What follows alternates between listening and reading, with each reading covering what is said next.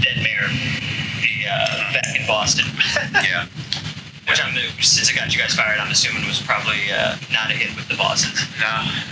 That one, not much thought behind it. Opie came up with this idea, called me up, said, what do you think? You know, a lot of radio jocks do these dopey April Fool's gags every year. And, you know, look out your window at noon and you'll see a meteor. Oh, yeah, great. So Opie called up and goes, let's just blow it out of the water. Let's do something so out there, so outrageous that no one will believe it, first of all. And it'll put all the other ones to shame. It'll pretty much end the whole genre of jocks doing these stupid things, because after that, where are you going to go? Right. So he goes, I'm thinking we say Mayor Menino's dead. So I'm just groggy. I go, okay, sounds good. I'm just, I've been doing radio at that point out of construction for like a year. So I'm just happy to be there. So, yeah, whatever. Just shooting planes from the hotel window? Sure. Awesome idea. Well, yeah. The best part, you gotta get a little background. I wake up a lot earlier than that, or at least back then. So I wake up by 6 or 7 and start obsessing about our show and what we need to do that day. And I just happen to call him at a weak moment, like 7:30 in the morning, knowing he's not going to be awake and he'll just agree to anything. I think when we got to work, you even said, so what are we doing? I go, why? Yeah, I had this weird dream. What are we doing? I'm like, no, dude, we're doing it. Okay. And the way everything fell into place was just everything stacked against us, or for us, if you want to, go for the gag. Right. It worked out perfectly. But the other things, Menino being out of town at that time, actually, when we went in to actually go on the air and say that he was killed in a car crash, was it? Yeah. He was on a flight, and no one from his staff could get a hold of him. Oh, jeez. So, yeah, it just worked out perfectly that some people got panicked. And we just went on the air and kind of casually said that he was dead. Now, at this point, the boss starts getting calls. What's going on? What are you guys saying? So we kind of told him, and you told him it was a prank also. Yeah, we told him it was, it's April Fool's. Come on, who's going to the Opie and Anthony show for news? If you even hear an inkling that the mayor of Boston was dead, you switch over to BZ or one of the news stations and get the real news. Right. You don't say, oh, when is Opie and Anthony coming back for another news break? You don't go to us for news. We always said that. You don't go to CNN for a dick joke. You don't go to ONA for the news. And so people were calling up our boss and saying, what's the deal with the mayor being dead? He started getting nervous just for the fact that he was getting calls. Right. Comes into us and tells us to back off the gag. Not to stop it. Just to back off a little. Don't hit it so much. And this is how you piss off your boss. You ignore him. Completely ignore. And I don't know how well it works for your career in other lines of work, but in radio, if you ignore your boss, you're going places. First out the door, but then after that. And it's also very important to lock the studio door. Yeah. Lock the door so he can't come in. Don't listen to him anymore. But seriously, you locked the door so he couldn't come in? Oh, yeah. And then you figure, it's going to take him at least an hour to find the plug to pull the show off the air. So we had another hour. And then he's begging us saying, hey, what about these breaking news stories all over Boston TV? We're like, don't pay attention to that crap. Yeah, at that point, we were able to see a TV in another studio. And it was on the news, as it usually was. And we're looking, and all of a sudden we're seeing Mayor dead, ? And radio prank, ? April Fool's hoax. Oh, Jesus, we're in trouble now. And I don't believe we actually said he wasn't dead for the entire show. Did we come on at the end of that show and say April Fool's? No. Or I think at that point we just left. No, that's the beauty of that's the beauty of how stupid we are. He goes, okay, as long as you guys say it's an April Fool's prank at the end of the show, we're like, okay, boss, no problem. And all of a sudden, we just so happened to run out of time, and I don't know what happened. We hit the Limp Bizkit record, and we walked out of the studio. Yeah, and then when we were off the air, the next couple of days, all hell broke loose. The shit hit the fan, and our bosses just were looking to hang us out to dry and save their own hides at that point. We've been in that situation quite a few times, where the bosses then scurry and just leave us hanging there. But you forgot to mention the pies, Anthony. Oh, here's another thing that happened. And here's another way to piss off your boss. Yeah, our boss, he decides he's going to try to smooth things over. So he calls up the mayor's office and suggests that as a retribution for our saying the mayor was dead, we were to go in those old stocks, you know, those old things that you put your hands in. Yeah. We were to be put in those as the mayor then would throw pies at our face. And everything would be okay after that. Now, he brought this up to us without going to the mayor first, without anything. We instantly said, there's no way in hell we're having pies thrown out. Where's the wacky horn? Or the whistle?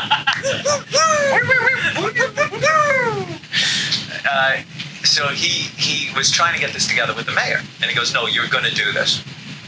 So we go on the air that day and spend about 45 minutes to an hour talking about how stupid an idea this is and how we're never doing it. And they already ordered the pies. They ordered the pies. Like 1,000 of them. I forgot about that. They already ordered the pies. And now he's hearing us saying how stupid this idea is, how we're never going to do this, and he's livid. He is livid. So he calls us on the studio line, because again, we have the door locked, and just starts screaming at us and bitching us out. And we never apologized for it, never said we were going to do it, and that idea fell apart, so now we're stuck with about 1,000 pies. Well, yeah, once again, we didn't listen to him. We screamed back at him. That's always good. Yeah, screaming back at the boss. I think we showed who was the real boss that day. I think at that point we knew we were out the door anyway. It's just a matter of time. Things are really snowballing in a bad way for us. And the pies that were left over, they had to decide how to get rid of those and still use them to make us look better. So they decided to send us and the pies to a children's hospital. To a children's hospital, where we would then sit for a newspaper and take pictures of us handing these pies to these sick children. And remember, it was April, key to the story. And they hired a news photographer. Yeah. It wasn't even the real press. They hired one of these, publicity PR firms, thank you, to take the pictures, and hopefully the local papers would run the picture of Aunt and I being good guys at the children's hospital handing out the pies. So we get there and we see, these sick kids and everything, and realize this is such a stupid ploy by the company to try to make us look good, that we pretty much told the photographer that showed up, if he snaps one picture, we're going to kick his ass, and to get in his car and leave. We called up the station and said, make nothing of this. You guys are vultures and assholes, and we pretty much just gave the pies to the kids and got out of there. Once again, not listening to the boss, but Anthony's missing a crucial part of the story.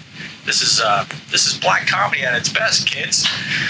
We're sitting there, still trying to figure out what the hell did we get ourselves into, and they're getting ready to take our picture, and the pile of pies, it looked beautiful. And the kids were there, and all of a sudden, I don't know, one of the teachers or whatever, one of the people that were in charge there, decided that it would be really nice if the kids started singing Christmas carols. Now let's remember, this is April, right around the first week of April, okay? A few days after April Fools. And this one girl did just a beautiful rendition of Silent Night, I gotta tell you. just awe-inspiring. And she completed her little Silent Night solo, and it almost brought a tear to my eye. I'm like, wow, she's a really good singer. And the whole time I'm wondering in my head, why are they singing Christmas carols in April? And that's when one of the people there, one of the adults, whispered in my ear, you see Cindy there who just finished Silent Night? I'm like, yeah, that was really nice. She's not going to see Christmas. Oh my God. Isn't that awful? So, and I looked at each other like, you know what? That's it. Time to not listen to the bosses again. And then, the rest is history, like Ann said earlier. So you got to realize when the boss, I guess this counts for whatever line of work you're in, when they don't know what the hell that you're supposed to be doing. They don't know what you do and how you do it and how you make it work, that you can't listen to their input. And in radio, I mean, this guy is a suit He's a corporate guy. Right. He's a guy that has to sit with the salespeople and hash things out, and shake hands and PR, and he knows nothing of what makes people laugh. Right. What's funny? What's clever? What's going to bring listeners in, and then he's going to try to tell you what's going to do all that. Right. Meanwhile, you're the one on the air. You're the one that pretty much knows. That's why you have the job. What the people want to hear. And he's constantly got to be a part of that machine. Like this guy, Dave Douglas, this idiot we've just been talking about. The amoeba. We called him the amoeba. No backbone. He used to say he wanted us to consider him the third member of the Opie and Anthony show. The third member. That's like the boss that wants to go out with the guys after work. Hey guys, let's go for a beer. Ugh, but it's the boss. Awful. No matter how much of a chum he is, no matter how much he thinks he's being funny and tying his humor into maybe a beat you just did, he's not funny. Yeah. And he doesn't know funny, and he can't tell you funny. He can tell you about, how much the show's billing. That's great. He can tell you those things. But when it comes down to, guys, I don't think you should do this because I don't believe it's funny enough to offset the risk involved of the complaints that are going to... Shut up. We're doing it. We know why we're here and what got us here. They always try to get involved. To summarize, bosses are guys that failed at radio. That's why they're bosses. Yeah. And I think that's true with a lot of professions. 99% of the PDs in radio, PD, production, program director, failed at being on the air. So have some tape somewhere of them on the air, and it's not funny. It's funny to play and show how not funny it is. And you, as the employee, should realize that your boss is stupid. Yeah, and that's why he's the boss. Yeah, bosses are people that failed at your job. There's two your job. Yeah. What's that? There's two types of people that did your job. People that got fired from it, and people that got promoted to be boss of it because they couldn't do it. One, I guess, had a better bullshit story than the other. One guy goes, "Sorry, I can't do it." And the other guy goes, "I have a better idea on how to do this job." And then they get to be boss, and you gotta listen to them. Amazing. That's like revelation for me. Worldview is changing. Yeah. I see it. Twisting around. I think even the boss at Starbucks is just a guy that failed at making good drinks. He can't make a cup of coffee. Can't make a cup of coffee, but he can boss other people around. Yeah, he knows That's how to his make charm. people make coffee. Oh, yeah. So then, what about the last firing, the cathedral thing? Oh, yeah. What's the fallout? What was the fallout after The that? fallout was a show, the Opie and Anthony show that was syndicated to many major markets around the country, is no longer heard on the air. And we are sitting eagerly awaiting our return to the radio airwaves. There are some contractual things that we really can't get into the details of, but these are the things. These are the reasons why we're not on the air, and we want to work. We love the medium of radio, but due to contractual issues, we can't go on the air right now. Right. Till what? June? Till yeah. June. I think we have to give up our firstborn, and then we'll be able to go back on the air and do what we love. Thank you. And you're essentially just waiting for the contract to run out at that point. Yeah, that's pretty much it. Yeah. Contracts aren't the greatest thing. Yeah. Not a lot of fun dealing with those. I didn't know what I was signing at the time. See, that's where the bosses really get you. See, we can get them by locking doors and having fun and hijinks, but in the end, when they pull out that piece of paper you signed at the beginning of your tenure, ouch. Look at us. Does it look like we read? I mean, I don't know. the contract we had to sign had to be 6 inches high. Who has the time? Am I going to read that? I was reading FHM. I wasn't reading the contract. I don't know what I signed. And most people that have to sign contracts from an employer or a company, they never read the damn thing because there's so much mumbo jumbo in there. There's always someone looking over your shoulder just saying, sign here, sign here, sign here. Good, good, good. Okay, bye. You never know what you're signing. So we're in limbo. That's pretty much it. The place it is right now. Yeah. Can you talk about what happened that day? Are you guys allowed to do that? Like what the back and forth with the boss was? Probably limited. Okay. Back and forth with the boss. I'm trying to think. Did we have a boss at that point? Yeah, right. Well, the stuff that was already in the paper was the fact that this was done 2 times before we did the last one. Right. So this was the third Sex for Sam that we were doing. And we actually have a much better story that has something to do with the first Sex for Sam. Sure. And it includes our boss. Right. And someone did get fired. Which is kind of fun. We had this guy, Psycho Mark, on our show, and for the first Sex for Sam, I'm assuming people know the contest by now. You go all over New York and have sex in public places, and there's a point system depending on where you went. And the first year of Sex for Sam, we decided to put the boss's office on the list. So, Sex on his couch.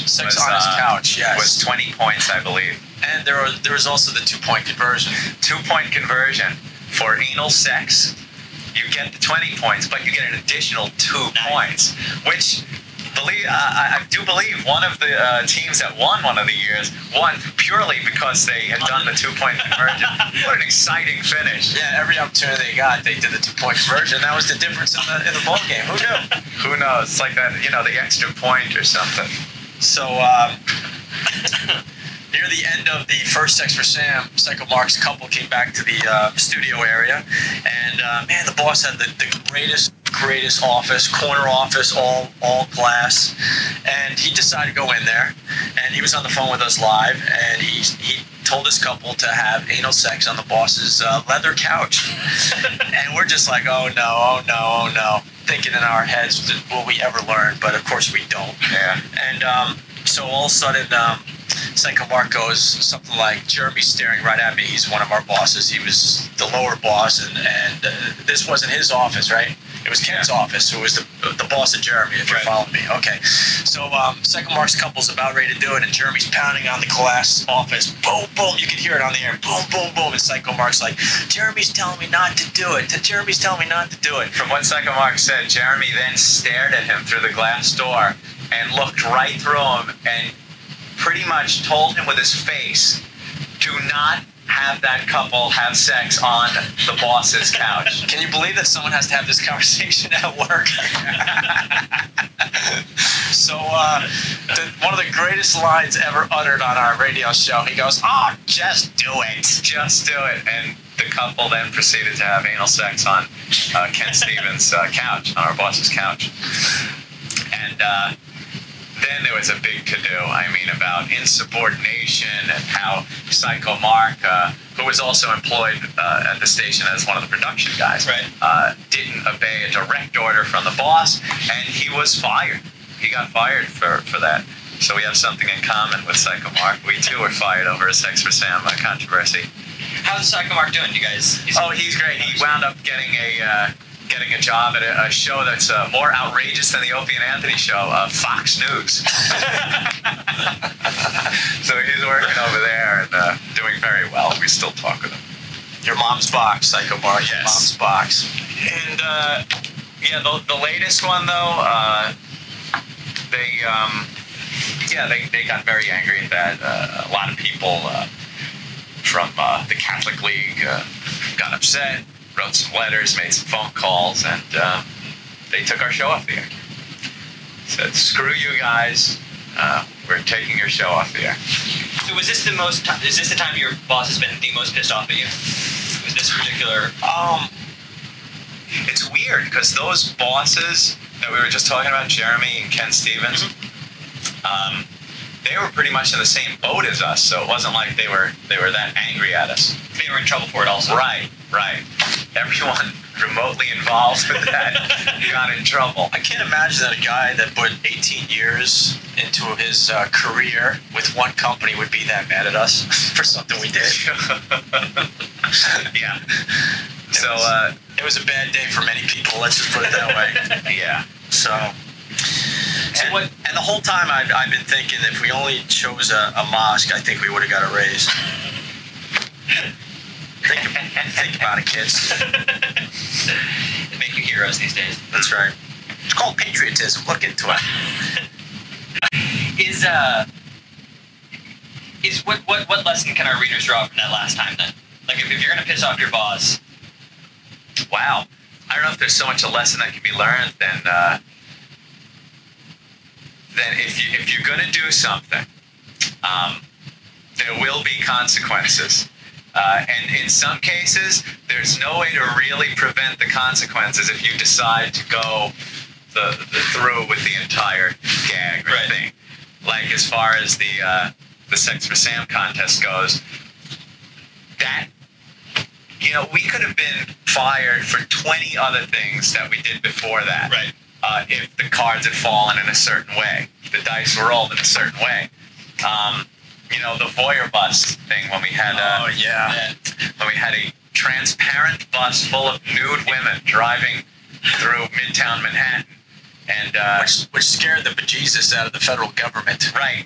We had no clue that day that Clinton was coming to New York in his motorcade. They had closed down 6th Avenue, and his motorcade was going to be driving down 6th Avenue, and here comes our voyeur bus making a turn onto the closed presidential street with a bus full of nude women.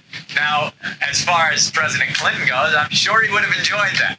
I'm positive he would have enjoyed that. But as far as Secret Service goes, the sheriff, NYPD, state police, they converged on this vehicle like terrorists were on board. You know what? The mistake we made that day, though, right in front of the mayor's office when Rudy Giuliani was still in office, they decided to stop the voyeur bus. I think that was the turning point, right, where you turn around? Yeah. And they decided, you know, this wasn't good enough that we have a bus filled with naked girls that anyone could see from the street.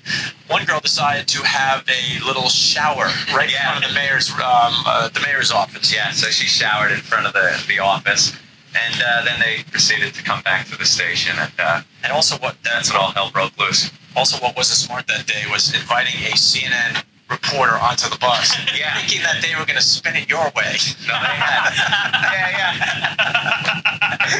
Hey, they seem friendly. Hey, I watch CNN. This is going to be good for us. Yeah. I can understand that we need to do things like this. Meanwhile, you click on CNN, exclusive footage of the arrest of this disgusting display. What? As they're on the bus, loving it more than anyone else. Yeah. So that's an instance where that could have been where we got the boot. Right. You know, there were plenty of instances, but for some reason this was it. You know, this one the cards fell. I don't think it was good judgment to go to the church. I really thought we should have been fired for getting the C word on live TV. That was another one. Get it on live TV. This was during a phase where we were having some of our listeners see if they could get on the live shots. Right. Plenty of live news shots in Manhattan during this 5 and 6 o'clock news. They're always set up somewhere. You can see in advance when they're going to go live. And we'd have people on cell phones with us. We'd monitor the television and tell them when they were live and to jump in behind. And then it turned into guys with signs and gorilla suits. And one day we're watching the news. Some guy says he's going to pop on the live shot. And we're watching. Some guy that may have been fired later on for doing something else on our show in the boss's office. But we can't be certain because his face has never made the TV. This woman's doing her live shot, and right up from behind her on the side comes this sign, and I think that's the first time the word cunt was on television, on broadcast TV. It said, just cunt, right? Yes, just the word. But, you know, come on, you're sitting home watching that, you're laughing your ass off. It's like, did that just say, what the fuck? I think that said cunt. I don't know why. Oops. And I think it was a TV station that the parent company owned. Yeah. Not smart if you want to keep your job. So that could have been an instance. So wait, what happened? What was the fallout there? Like what?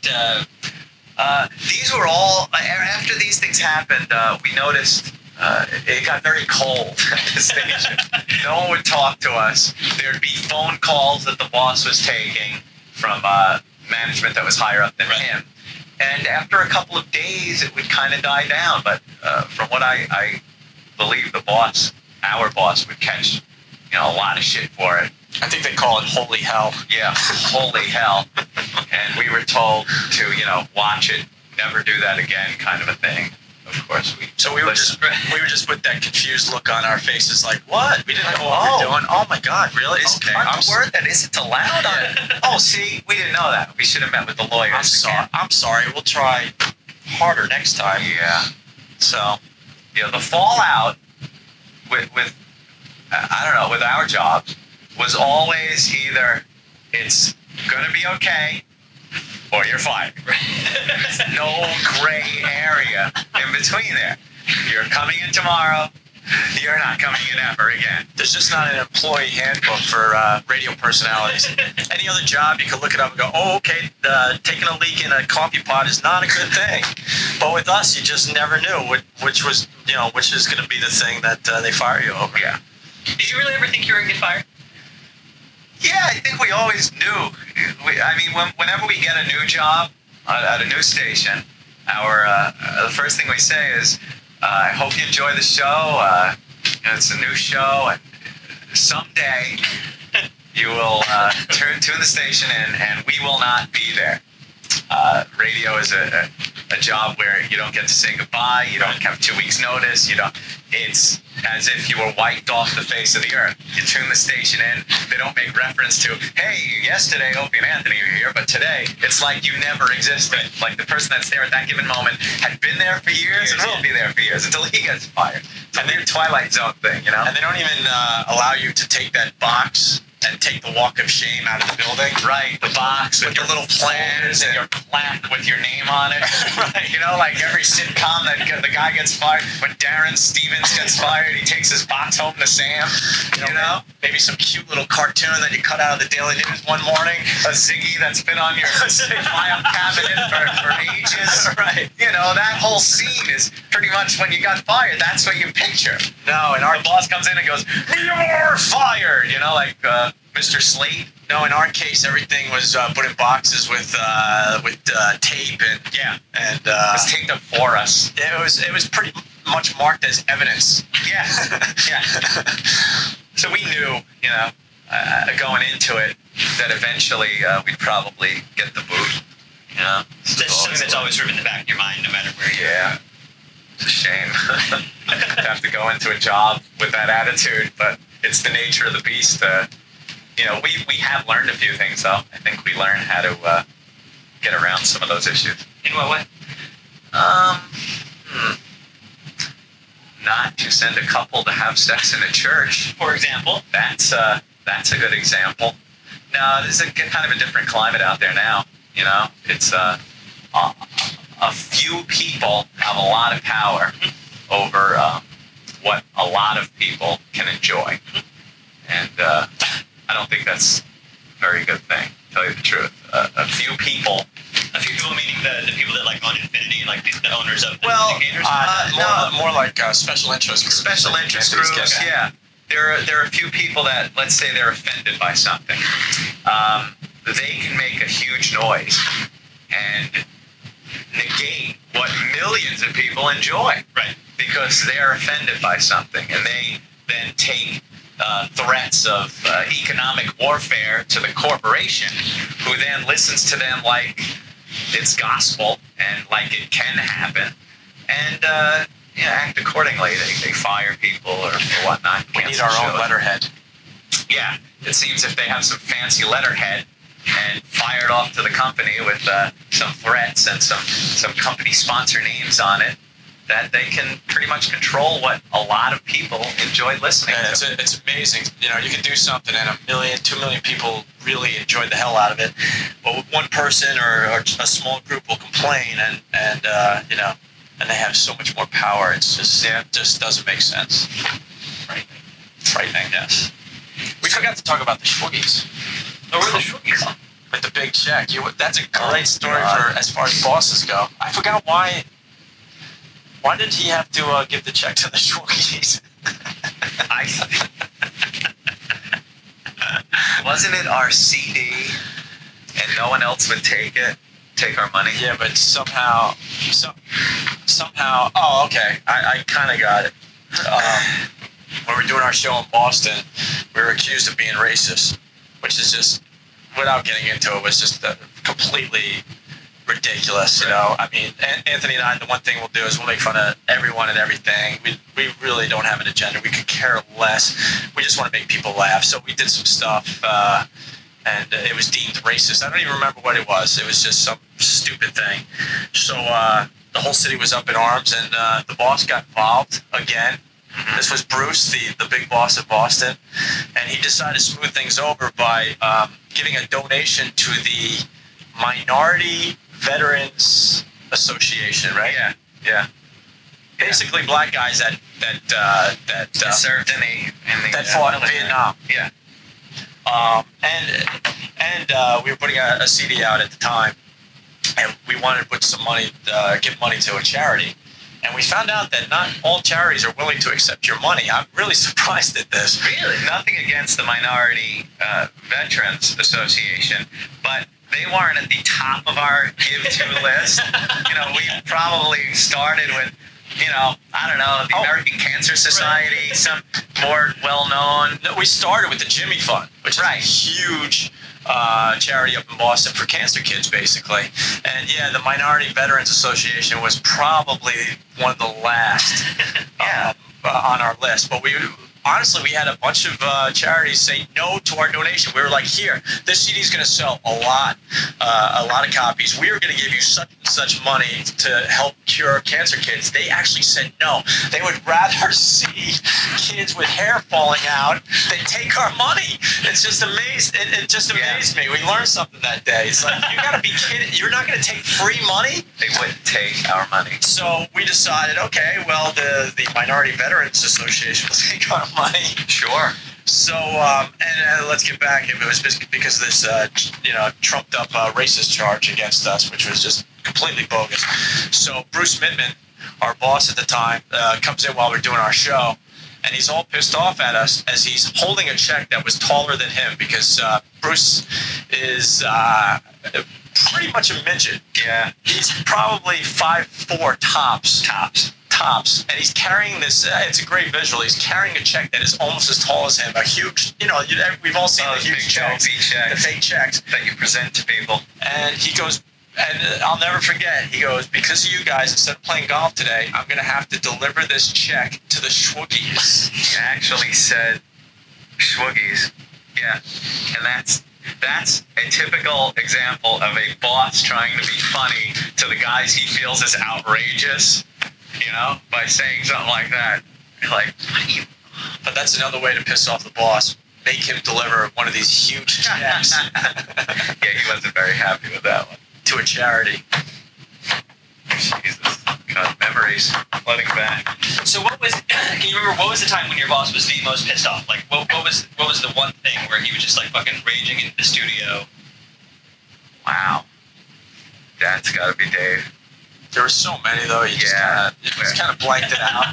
Yeah, I remember him running in with he was like an Irish guy with reddish hair and stuff, and very fair complexion. And where was this now? Are we in Boston? In Boston, yeah.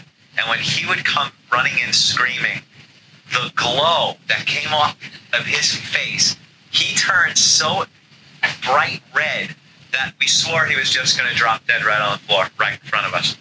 He was so pissed, his eyes would be bugging out of his head. And this was over things like, we'd come in, and before the show, he'd sit us down and say, look, I got some calls today from the Boston chapter of GLAAD, gay, lesbian. Oh, the time they handed out dittos. Yeah. And they're very angry at some things you were saying about the gays yesterday. And we're like, well, what did we even say? Like, I don't remember. So he says, just make sure you don't talk about gay people anymore. Don't. I'm like, okay. So we go into the studio. First break. Start talking about gay guys. Ass sex or something. I don't know. It was just our way to show who was the real boss. And we go into breaks, and he'd come in with a red face, just screaming. I told you not to talk about guys! Yeah, he would actually scream like this. And me and Opie would look at each other and look at Dave all confused and go, oh, I thought when you said that, you said don't like talk about that certain thing with Gabe. I made it clear, you assholes, that not even anything about Gabe. No gay talk ever! Yeah. And he would get so pissed off, and he'd leave, and like the next break, we would talk about gay people, but and maybe we camouflage it a little bit, but he gets so pissed off, and there was really nothing he could do about it. I mean, it really was. He couldn't take us off the air, not for that. I mean, we were doing very well, and if we do well, you know, it's perceived that he did well. Right. So he couldn't take us off the air. We knew that. We knew the power we wielded, especially up there at that time. You know, now, if you do well, obviously, you don't wield as much power as you used to, because the big corporations that own the stations now have so much property that, you know, your show that was doing well really isn't as important to them. You know, I mean, Viacom, for instance, owns a Blockbuster, for God's sake, you know? What do they care about the Opie and Anthony show? So you don't wield that kind of power anymore, even if you're doing very well. But for normal people, if you can piss off the boss if you're going to make them look better in the process. Yeah, if by doing your job and you do it well, and it makes the boss look good, like he can then go to his boss and say, look at my production is up, and look at these numbers, blah, blah, blah. Whatever the boss says. I just picture bosses always saying that, my numbers are up, look at my production. You're pulling out reams of paper that mean nothing to me, just bore me to death. And, you know, if he can then go to his boss because of what you did, you can get away with a lot more, you know? Have you seen Office Space? That movie, great. It's genius. I laughed my ass off at that when he just decides to go to work and fuck off. Yeah, I'm gonna need you to go ahead and come on in on Sunday. Can't do it. Fuck you. I love that attitude. You never had that attitude. Yeah. Yeah, well, now we get to sit around and not go to work every day. It's great. Maybe we should start listening to the boss. Yeah. Nah. There was also the time I almost punched one of our bosses in the face while he was licking an ice cream cone. What happened there? Well, see, I don't know. We, our first boss in New York was a boss that just was never around for whatever reason. And, I don't know, we were doing something on the air where all hell was breaking loose. We had the press calling us. We had just everyone calling us. I don't even remember what it was anymore. I think it was a fight with Matt and Trey from South Park. Oh, okay, yeah. There was another radio station in town that that worked for the same company that was trying to take our interview away from the guys from South Park. And we go way back to the South Park guys. Maybe if you asked them that question, they'd be like, Opie and Anthony who? But to us, we really felt like we were pals with them when they were first starting out. But, yeah, so we had this interview planned, and it was a big deal for us, and another station decided to put them on the air before we had the chance. And in radio, that's like such a no-no, so we just lost our freaking minds, yelling and screaming and just raising bloody hell. And the press was calling because we just said some crazy stuff. And, you know, it's good. I'm trying to remember. Yeah, so we needed someone there to fight the battle behind the scenes for us. That's kind of what the boss, you know, would do for us in radio. And he was nowhere to be seen. And he comes walking in at the wrong time with an ice cream cone after being gone like 3 hours, going, "Hey guys, what's up? What's up?" And the image of him licking that ice cream cone, smiling as all hell is breaking loose in our little world. So I threw down my headphones, got right in his face, losing my freaking mind, yelling and screaming, and I saw it in his eyes that he wanted to punch me in the face, but never did it. Yeah, Gary, he was something. We've been through so many. How many bosses have you guys been through? Like how often would they change up on you? Jeez. They throw out an old one, put in an intermediary guy, and then get a new one. We were hired in Boston by one program director, and as he hired us, it was packing his bags to come to New York to leave. And then they brought in this Dave guy, and it was a clusterfuck. In New York, we had Ice Cream Gary, Ice Cream Cone Gary. And then he got the boot, and they brought in the general manager from 1010 Wins to be our program director. A guy that, nice enough guy, but I really don't think he grasped that format, In between jokes, guys, could you do some traffic on the ones? Speaking of traffic on the ones, we're at our first Christmas party. We were in New York maybe at this point, I don't know, 5 months, and we were invited to the big, huge Christmas party. And it was a very classy affair at one of these, hotels and stuff. Really, really nice. It was almost like black tie. And the boss from 1010 Wins was so proud of us, he wanted to introduce us to everybody. And these guys are staunch newsmen that have been doing news in New York for, 20, 30 years. Hardcore reporters that, got the story. And I didn't realize that they took their traffic on the ones or whatever very seriously. So I had a few drinks. Here's another way to piss off your boss. I had a few drinks, and he introduces us, and I said a few things, and I finished by saying, by the way, your traffic sucks, and it's never accurate. And I'm thinking I'm going to get a quick little laugh, like, oh, that's their world. Yeah. Like, especially the people that are in charge of doing the traffic on 1010 Wins. That's their whole job.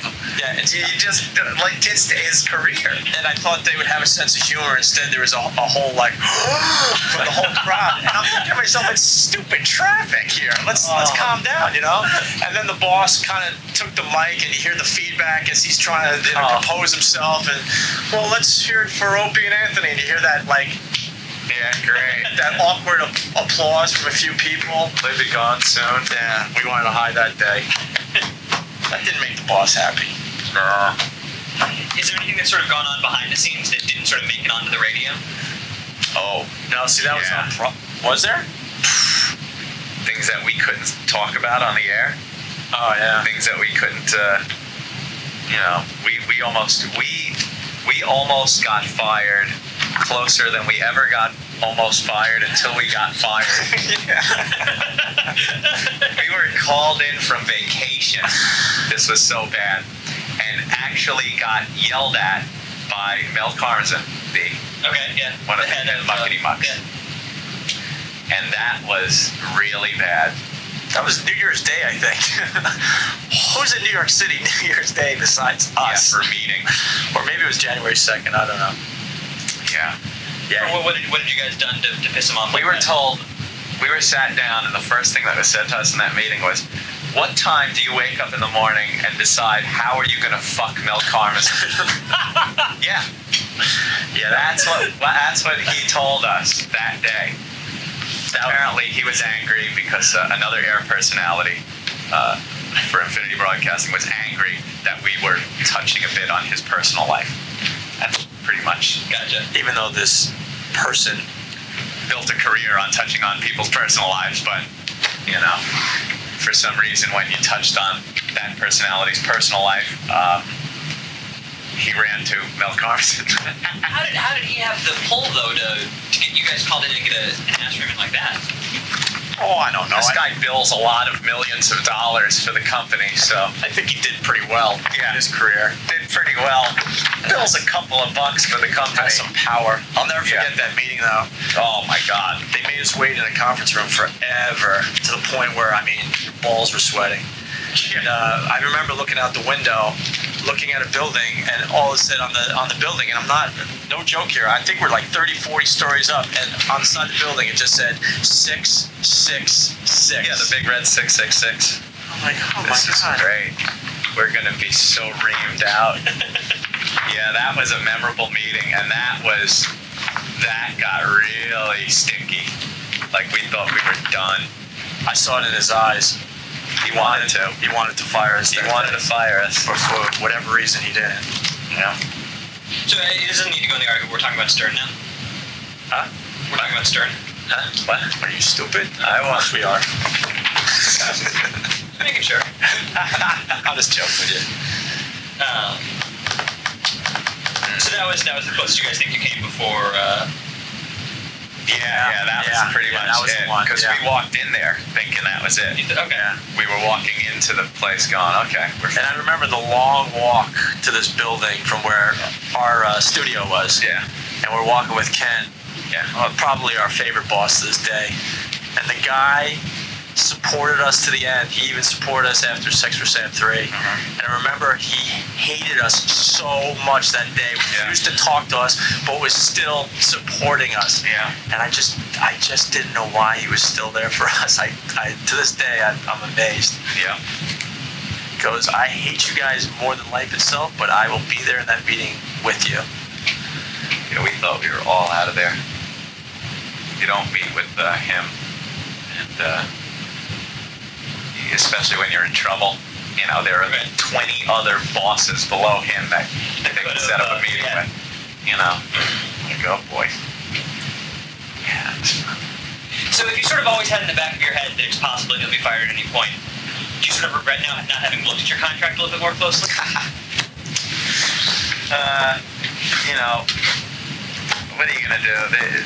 The companies that you sign contracts with, no matter what job you're in, they spend their entire time as a company hiring lawyers to write these contracts. Protect themselves. You, as an employee, go in, and how much experience do you really have? Of course, you can hire a lawyer and whatnot, but they're... Do you guys didn't have a lawyer look at it? Yeah, no, we did. I was We have an saying, at that point, you guys must have been, Yeah, we have an agent. But, you know, it's... The company's always going to get what they want in a contract. Your lawyer or agent's job is to then negotiate with them to get the best deal for yourself. Right. It's never 100%. It's never exactly what you want. You know, usually the company's got a few things in there that you wouldn't like in there. You know, the fact that we're not working right now. You would literally be sitting out for that much time? Like, do you think you'd be able to weasel out of it in some way? No, we learned about this clause after we got hired. I mean, you know, we're idiots. I mean, simple as that. I mean, you know, and Anthony and I are pretty intelligent guys, but when it comes to like simple stuff, we're idiots. It's like when you're signing with them. It's all balloons and birthday cake and the boss smiling faces. The boss came in with a 5-foot pen for us to sign the contract. Everything was great. Kind of like a big novelty, like... And I'm like, maybe I should read this thing before I sign. Oh, you don't need to read that. I'll compare it to something a lot of people can understand, a marriage. You go into a marriage when everyone's in love, you don't think about the bad part of it and it ending and maybe what's going to come about in the ending of that marriage.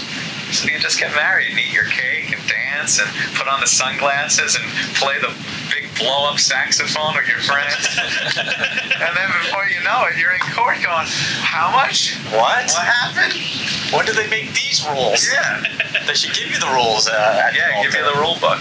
So, I did try to read the contract, and by the 5th page, I was dizzy. Yeah. And we had a show to do that day. Hair tunes, 4 widths, and... Well, but there are certain things that even if you know about them, you can't get out of the contracts. Just the way they're written, and, you know, you want to work for them, deal with it. This. And it's almost, you know... We take it as a compliment to our talent and destructive ability that they want to tie us up for so long. It's sort of a tribute to the potential that we have to wreak havoc. So we'll see. But, you know, that too will end. So the future now. What do you guys, first of all, what are you doing now? Are you just sitting on your asses all day? Yeah. Yeah.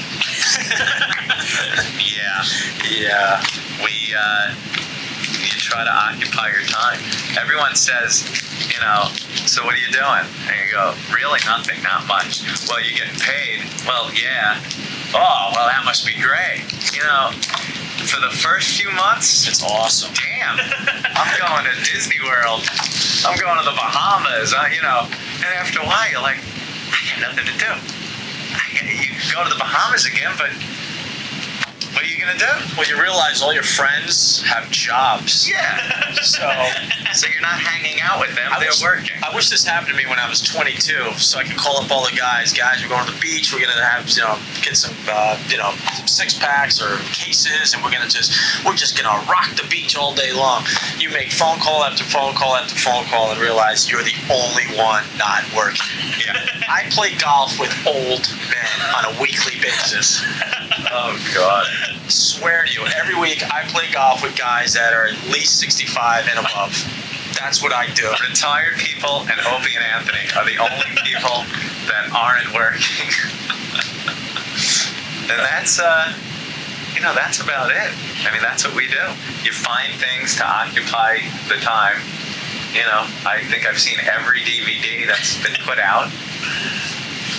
That's about it. And you're forbidden not just from doing radio, but any sort of entertainment. Yeah, it seems like we really don't have much of a window of opportunity to do anything under we got to pretty much tell them when we're going to dump. Yeah. Could you go be a bricklayer? Like, could you go do something that's completely... Boy, I sure don't know. I don't know. How many bricklaying companies does Viacom own? I'm sure quite a few. It's a weird situation to be in. So it's a non-compete situation, essentially. Yeah, we can't really do anything. At one point, we were offered an opportunity to come in and talk to Comedy Central about doing the Man Show when Adam and Dr. Drew left. Or Adam and, what's his name? Jimmy Kimmel left. And, we came in and talked to some people and then found out, no, you can't do this. Oh, okay. What are you going to do when you're in that situation? It's that's like, somewhere else, because that's Viacom. Right. Like, that's ridiculous. Well, no, it's pretty ridiculous. Well, yeah. they don't want us working for them or or anyone else at this point. So I also learned something else, that we can't even really walk away from this contract. That might be a little more detailed than we want to go. Can't though. Yeah. It's the oddest situation to be in, but we've been out how long? 15 months. About 15 months. And we're in what we call the home stretch. Right. So eventually... So it's June? Is that what the deal ends? The deal ends in June. Yeah. And, at that point, when we go out, there's still a shitload of people that are clamoring to listen to us on the air. There is nothing going on in radio now. It's amazing. And I don't just say this as a poor schlep that isn't on the air at this point. I don't have anything to listen to, I mean, obviously I couldn't listen to our show on my way home, but on my way home I would listen to things like, Ron and Fez, which was, interesting, fun radio to listen to. There's nothing like that on the New York airwaves right now. There is nothing. There's nothing that you can turn on and say, wow, that's fun or interesting or outrageous or offensive or just something to tweak you, to make you turn your head from the road, look at your radio and go, what? Yeah. There's nothing. Guys singing songs, reading liners, commercials, and playing music. Other than that, where's the controversy? Where's the fun? Where's the stuff that people either loved or hated but talked about? It's not out there anymore. It's gone. So, gotta wait until June to get it back. And you guys think that your next move will be back into radio? Like, you're not going to try and go on TV or something like that? You want to show back? We do radio. Do radio. That's what we do. I wonder who our next boss is going to be. He's out there somewhere. He's out there somewhere right now. Unsuspecting. He thinks he has the cushiest job in the world. Just pushing the papers and looking at his numbers. Yeah. Look at my numbers. Look at my numbers. Has no idea what's right around the corner. How are these numbers? Do you have a plan? What do you think the first thing your first new boss is going to be pissed off about? Any idea? Wow. That's a good one. I'm trying to picture our first day. I'm sure it'll be on that day.